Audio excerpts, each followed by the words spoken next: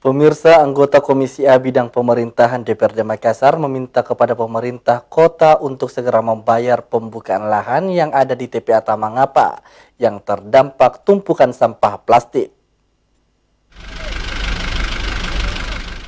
Anggota DPRD Makassar Nasir Rurung merespon wacana dari pemerintah Kota Makassar yang akan melakukan pembangunan proyek pengolahan sampah menjadi energi listrik PSEL di 3 lokasi.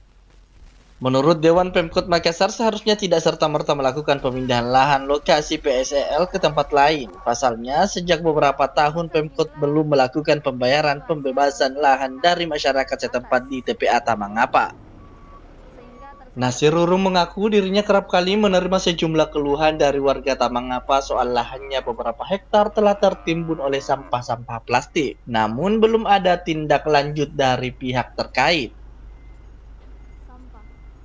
Anggota dari Partai Berkarya itu sangat mendukung pembangunan proyek PSEL tetap dilakukan di TPA Tamangapa. Selain dapat memperbaiki lingkungan sekitar, juga agar konsorsium yang terpilih dapat membayar lahan warga yang tertimbun sampah. Anggota DPRD Dapil 4 Makassar meliputi Kecamatan Panakukang dan Mangkala ini menyebutkan pemerintah mesti tetap melakukan PSEL di TPA Tamangapa sesuai pembahasan awal. Karena sejauh ini Pemkot Makassar telah mengelontorkan anggaran banyak untuk pembangunan di TPA seperti Bintang 5 dan jalan akses masuk kendaraan.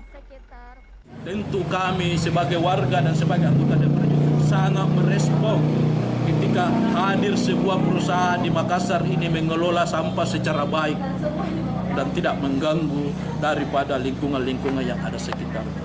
Kenapa? Saat ini sampah itu yang ada di TPA itu sudah menggunung. Tunggu musim hujan akan runtuh dan tertimpa lagi ke tanah masyarakat. Siapa yang harus bertanggung jawab?